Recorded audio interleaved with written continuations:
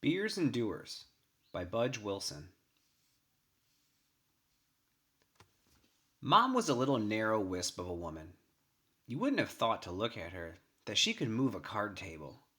Even for me, it was sometimes hard to believe the ease with which she could shove around an entire family. Often I tried to explain her to myself. She had been brought up on the south shore of Nova Scotia. I wondered sometimes if the scenery down there had rubbed off on her. All those granite rocks and fogs and screeching gulls, the slow laboring springs and the quick, grudging summers. And then the winters, grayer than doom and endless.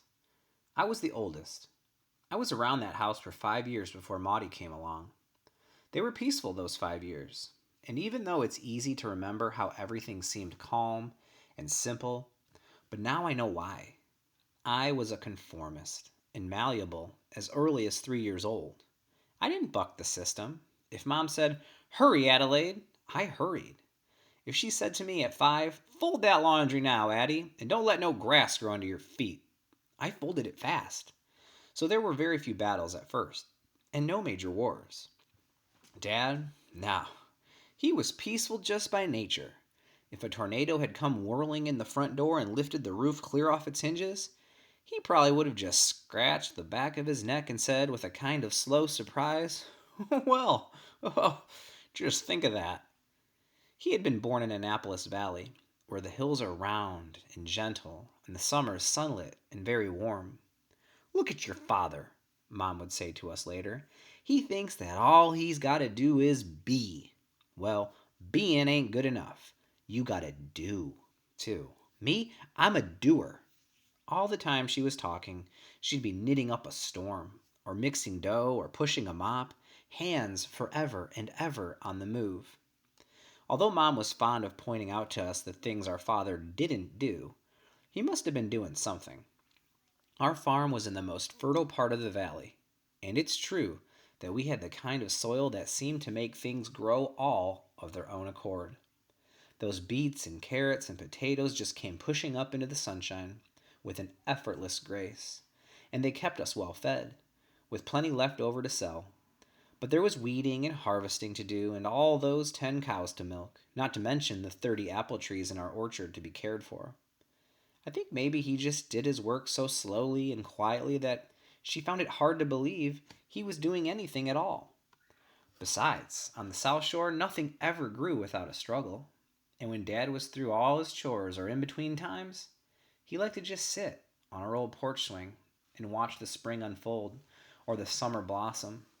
And in the fall, he sat there smiling, admiring the rows of vegetables, the giant sunflowers, the golden leaves gathering in the trees of North Mountain. Maudie wasn't Maudie for the reasons a person is Ginny or Gertie or Susie. She wasn't called Maudie because she was cute.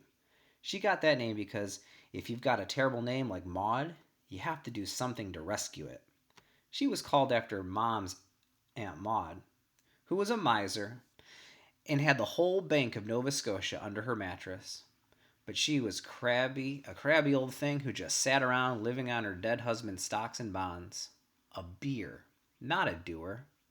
Mom really scorned Aunt Maud and hated her name, but she had high hopes that our family would sometime cash in on that gold mine under the mattress.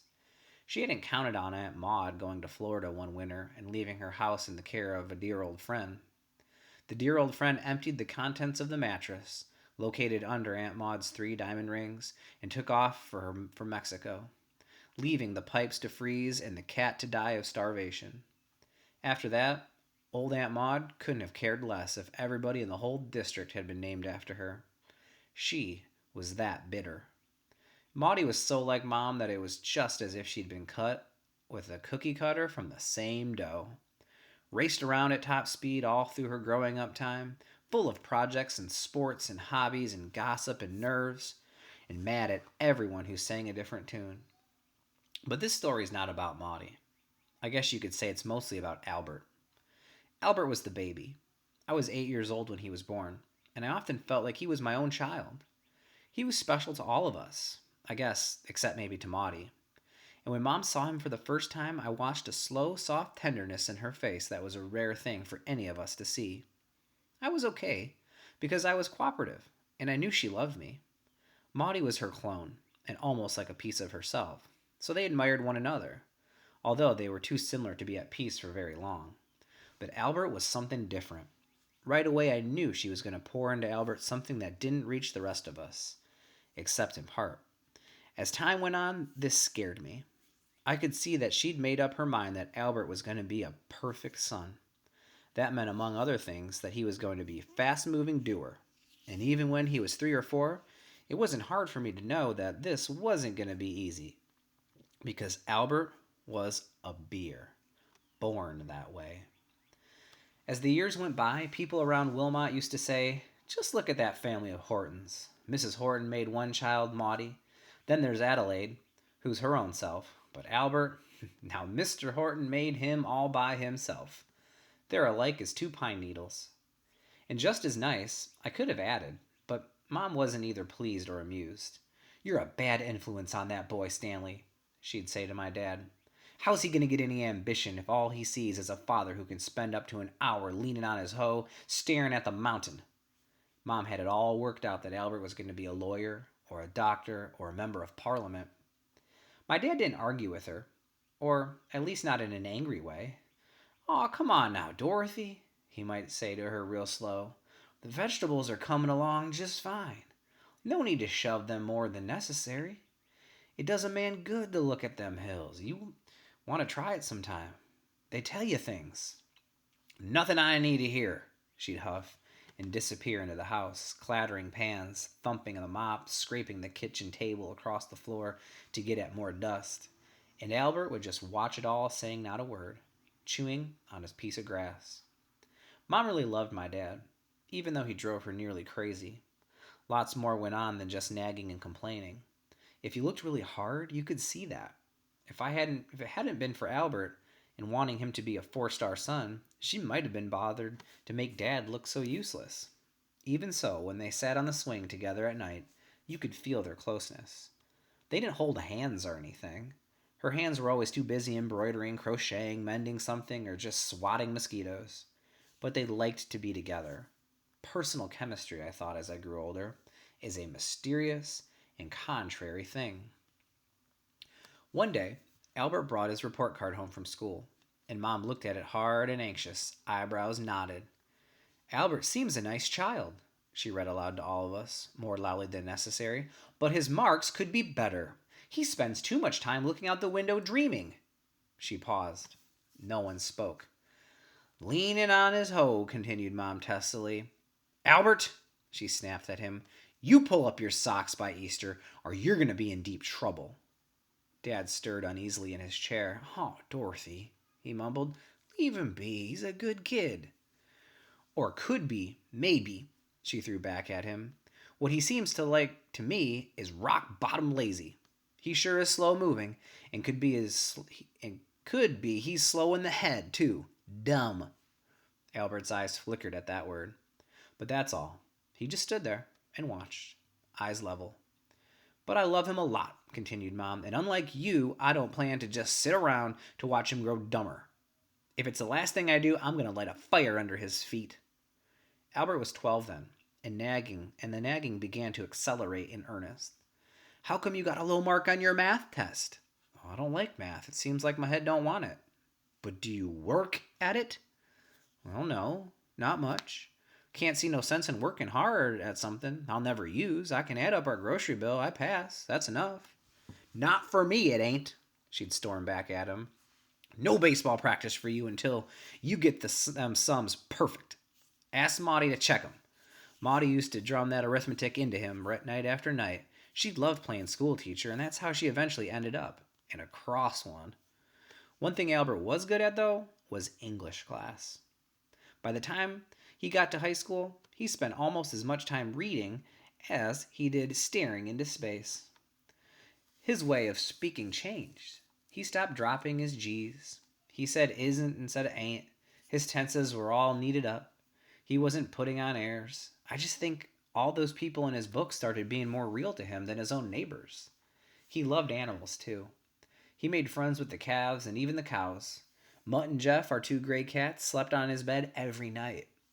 Often you could see him out in the fields, talking to our dog while he was working. Always messing around with them animals, complained Mom. Sometimes I think he's 3 parts woman and 1 part child. He's 15 years old, and last week I caught him bawling in the hayloft after we had to shoot that male calf. Couldn't understand why you can't go on feeding an animal that'll never produce milk. Nothing wrong with liking animals, I argued. I was home for the weekend from my secretarial job in Wolfville. Talking to dogs and crying over cattle is not what I'd call a shortcut to success, and the cats spend so much time with him that they've forgotten why they were brought in the house in the first place. For mice. Maybe there's more to life than success or mice, I said. I was 23 now, and more interested in Albert than in conformity. Mom made a huh sound through her nose. Adelaide Horton, she said, when you're my age, you'll understand more about success and mice than you do now, or the lack of them. She turned on her heel and went back in the house. And if you can't see, she said through the screen door, why I don't want Albert to end up exactly like your father, then you've got an even less sense than I thought you had. I don't want any son of mine going through life just satisfied to be. Then I could hear her banging around in the kitchen. I looked off the veranda out into the front field, where Dad and Albert were raking up hay for the cattle. Slowly, with lots of pauses for talk. All of a sudden they stopped, and Albert pointed up to the sky. It was fall, and 4 long wedges of geese were flying far above us, casting down their strange muffled cry.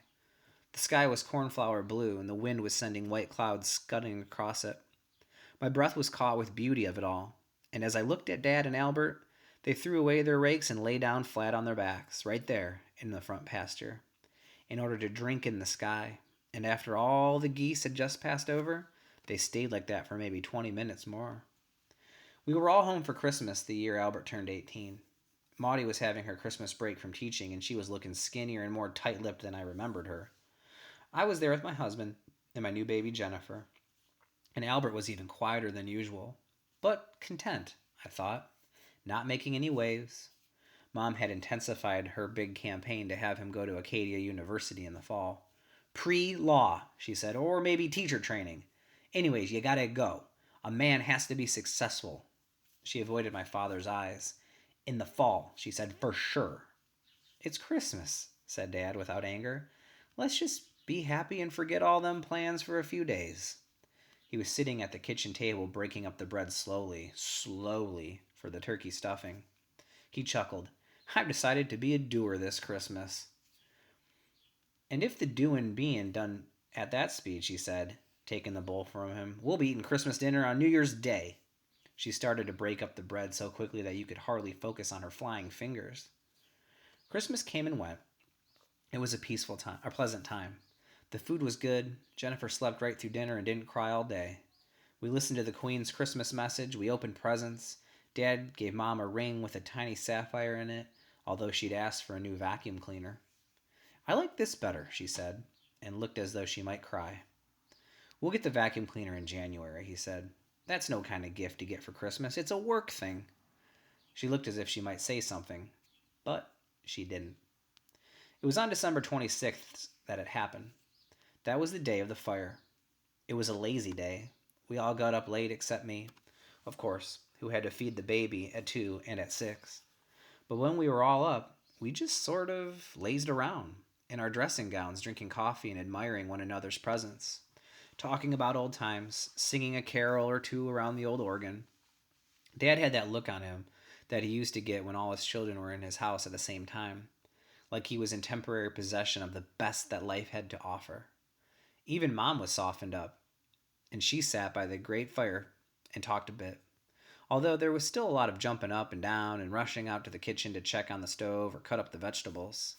Me, I think that on the day after Christmas, you should just eat up leftovers and enjoy the slow state of collapse. But you can't blame a person for feeding you.